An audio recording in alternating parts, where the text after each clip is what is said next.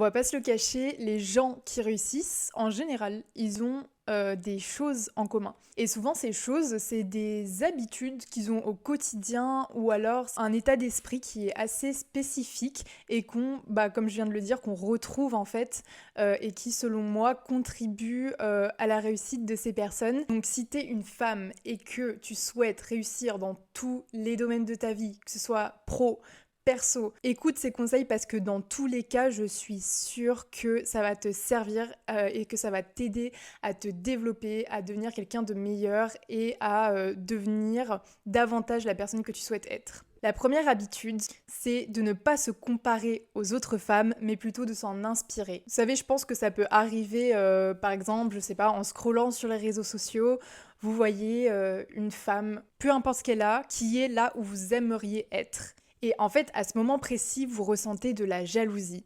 Je pense que c'est ok de ressentir cette jalousie, mais je pense que, en fait, ça vient titiller un truc. C'est-à-dire, pourquoi est-ce que t'es jalouse? Si t'es jalouse, c'est que elle a quelque chose que tu n'as pas.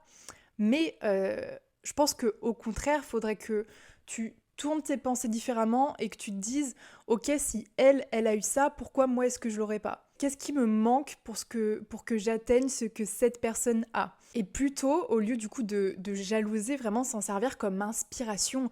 En fait, qu'est-ce qu'elle fait cette personne, qu'est-ce qu'elle met en place, comment est son quotidien en fait, parce que cette personne fait sûrement des choses que toi tu ne fais pas dans ton quotidien, sinon elle n'aurait pas, enfin sinon en fait tu aurais déjà la même vie qu'elle très sûrement, et du coup ça sert à rien de jalouser et de se comparer en disant ouais mais elle a ça, c'est parce qu'elle a ça, ou alors de se victimiser pendant des heures et se dire ouais mais de toute façon si moi j'ai pas ça, c'est parce que la vie est comme ça, c'est parce que j'ai vécu ça. Non, en fait, faut vraiment plutôt avoir un mindset très différent et s'inspirer en fait de cette personne qui a réussi, essayer de comprendre comment elle a fait, voilà, comment est-ce qu'elle agit, quel est son quotidien, quelles actions est-ce qu'elle a mis en place, et vraiment privilégier l'inspiration parce que en fait souvent la jalousie, ça vient juste dire que t'as pas confiance en toi et que tu t'en crois pas capable. Il n'y a pas de raison si quelqu'un arrive à faire un truc que toi, tu n'y arrives pas.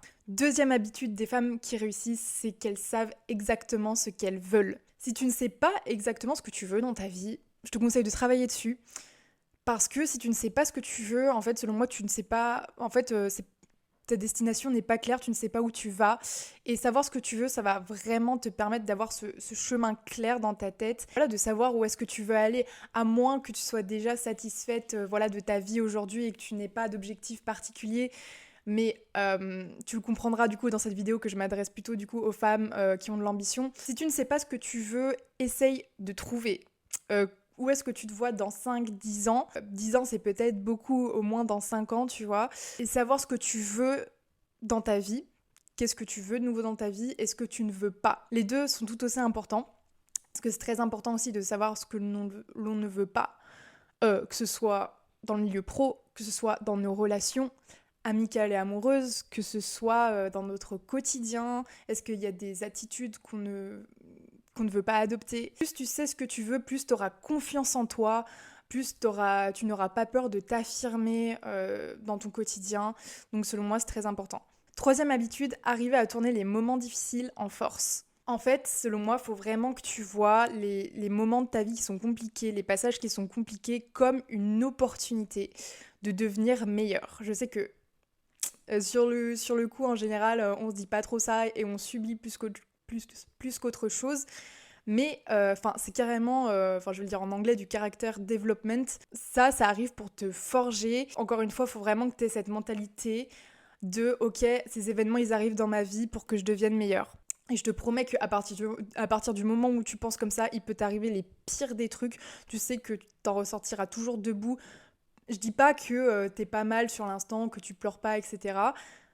Euh, c'est pas ça que je dis, c'est que même si ça arrive, tu sais que t'en ressortiras plus forte et t'arriveras à transformer ces moments-là en moments qui te rendront plus forte. Par exemple, je vais prendre l'exemple de la rupture. Une rupture amoureuse, c'est horrible, ça fait mal, on a le cœur brisé. Mais souvent, vous allez me dire vraiment 99% des cas, les filles, enfin vous allez pas me dire le contraire, je pense que, enfin voilà, si vous avez déjà vécu une rupture, vous en ressortez beaucoup plus forte mentalement et souvent vous avez beaucoup plus confiance en vous après cette rupture. Voilà, j'ai pris l'exemple de la rupture, mais ça peut être d'autres événements. Je sais pas, il y a des filles, des ruptures, ça leur fait commencer la salle de sport. Du coup, bah, ça se trouve, sans cette rupture, elles auraient pas commencé la salle de sport, elles seraient pas devenues plus fortes physiquement, elles auraient pas autant pris confiance en elles.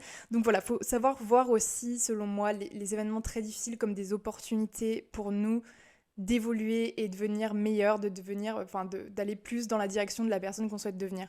Quatrième habitude, c'est de se faire confiance, plus que tout.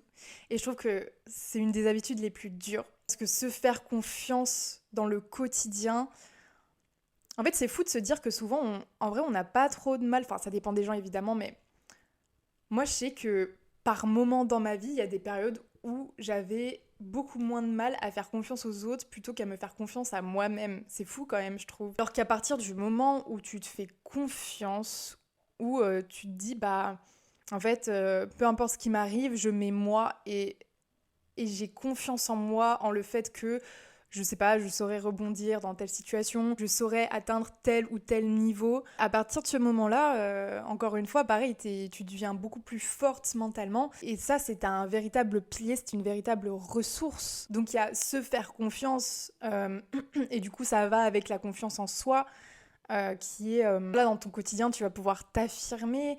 Tu sais que tu te fais confiance à toi-même et que peu importe ce qui arrive, tu seras debout. Et ça, c'est vraiment c'est une puissance, je vous assure. Alors comment se faire confiance? Souvent, en fait, ça arrive pareil quand il vous arrive des événements où, en fait, malheureusement, vous n'avez pas le choix. Vous n'avez pas d'autre choix que de vous faire confiance et de compter sur vous-même. Et c'est comme ça que vous développez souvent cette confiance. Après, vous pouvez voilà, essayer de travailler là-dessus, de faire du journaling, des affirmations. Je pense que ça peut vous aider aussi, mais c'est vrai que parfois, malheureusement, le plus efficace, c'est vraiment de vivre ces expériences qui vous renforcent au final. Mais c'est sûr que les femmes qui réussissent dans leur vie, enfin, qui ont vraiment un haut niveau de succès, par exemple professionnel, souvent, enfin, c'est pas des femmes qui sont timides dans leur coin et qui n'ont pas confiance en elles. C'est plutôt des femmes qui savent s'affirmer, qui sont, je sais pas, expertes dans leur domaine et du coup, qui se font confiance là-dessus. Du coup, bah, si vous voulez devenir une de ces personnes, il faut que vous fassiez confiance. Cinquième habitude, être discipliné. Je vous apprends rien. Avec la discipline, vous pouvez achever à peu près tout ce que vous voulez. C'est juste votre mental que vous devez convaincre. En fait, qu'est-ce qui permet à des personnes d'atteindre un haut niveau de succès la plupart du temps? C'est pas d'avoir un talent spécial ou d'être spécialement doué quelque part. En fait, ce qui fait que les gens ont du succès la plupart du temps, c'est juste qu'ils ont fait une chose de manière répétée dans le temps, toujours la même chose de manière répétée dans le temps, un nombre suffisant de fois. Par exemple, aller à la salle de sport et atteindre le corps de tes rêves. En fait, les trois quarts des femmes qui ont fait une transformation physique, moi je l'ai faite donc je sais de quoi je parle, c'est juste car, je sais pas, elles sont allées à la salle X fois par semaine pendant X mois. Les résultats, enfin, que ce soit dans le sport, que ce soit professionnel, que ce soit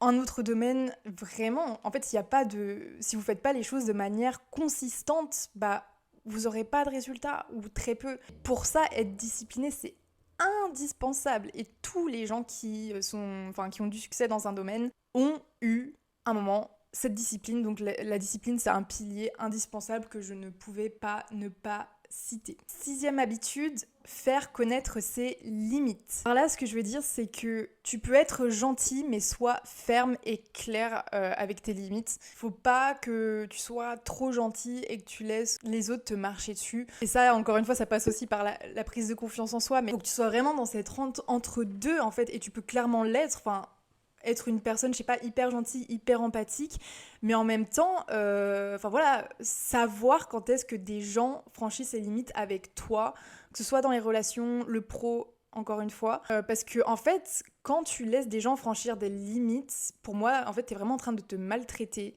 et tu montres aux gens que bah c'est ok enfin, je vais peut-être utiliser des mots un peu durs, mais de piétiner ou enfin, tu l'as compris, je dis ça pour ton bien, être trop gentil dans ce monde, pour moi, ça te mènera pas là où tu veux aller. Évidemment, sois gentil avec les autres, sois bienveillante, sois empathique, aide les autres, mais il y a des limites à pas franchir. Ne te maltraite pas pour les autres, ne t'écrase pas pour les autres.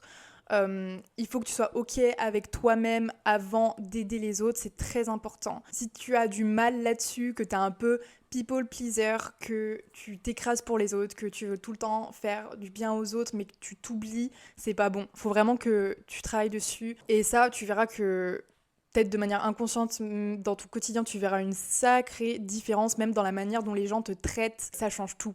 Parce que, crois-moi, j'ai vécu les deux et on te traite pas du tout de la même manière, on te respecte pas de la même manière. Donc, travailler dessus, c'est super important. 7e habitude, et avant-dernière du coup, ne pas hésiter à s'imposer, à avoir du culot. Ça change la donne et ça peut vraiment, en fait, t'emmener à des endroits dans ta vie.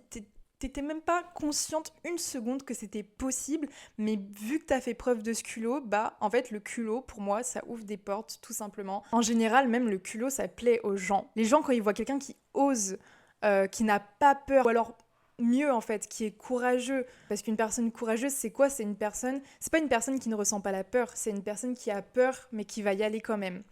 Les gens adorent ça.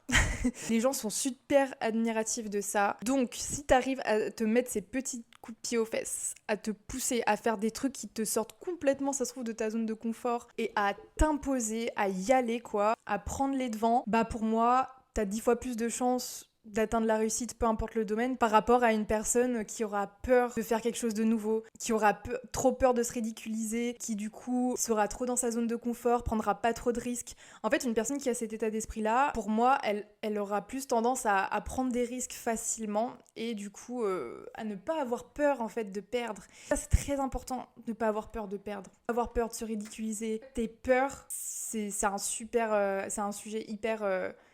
Enfin, qu'on pourrait grave approfondir, mais je vais pas le faire. Mais les peurs, pour moi, ça te retient quasiment à 95% en fait d'aller là où tu veux. La plupart des gens, ils ont peur de changer de travail, ils ont peur de changer de ville, ils ont peur de tout. En fait, les gens sont terrifiés en général. Donc, essaye de sortir du lot et d'être cette personne qui, malgré la peur, y va quand même. 8e habitude et dernière habitude, du coup, c'est de s'aimer. Les filles, aimez-vous, aimez-vous. Avant d'aimer les autres. Quand vous vous aimez vous-même, vous aimez encore plus les autres après. Et croyez-moi, j'ai vu la différence parce que, en fait, quand t'aimes les autres sans t'aimer toi-même, putain, j'ai l'impression de partir super loin des fois dans mes vidéos. Quand t'aimes les autres sans t'aimer toi-même, pour moi, tu les aimes pas complètement. Alors que quand tu t'aimes toi d'abord, c'est là qu'en fait, tu peux apporter pleinement de l'aide aux autres. C'est là que tu peux aimer pleinement les autres. Et puis, encore une fois, tous ces points sont reliés entre eux. Quand tu t'aimes, tu te fais confiance. Tu sais que peu importe ce qui se passe, peu importe les risques que tu prends, bah tu vas retomber sur tes pattes. Tu sais que tu sauras prendre soin de toi. Tu sais que bah tu seras inarrêtable au final. S'aimer, c'est hyper dur. Et enfin, franchement, on est sur cette terre pour une durée indéterminée. Enfin, pour moi, on peut pas le passer cette durée à ne même pas s'aimer soi-même. C'est pas juste. Selon moi, c'est un des points les plus importants. Que vous vouliez avoir du succès ou non, en vrai, même que vous ayez des tonnes d'ambition ou non, un quotidien dans lequel vous vous aimez est beaucoup plus doux que si vous vous aimez pas, parce que vous aurez des actions complètement différentes envers vous-même. Voilà les filles, c'était tout pour cette vidéo. J'espère qu'elle vous aura plu. N'oublie pas de t'abonner à la chaîne et de mettre un petit commentaire, ça me fera très plaisir. Je te dis à très bientôt pour une prochaine vidéo.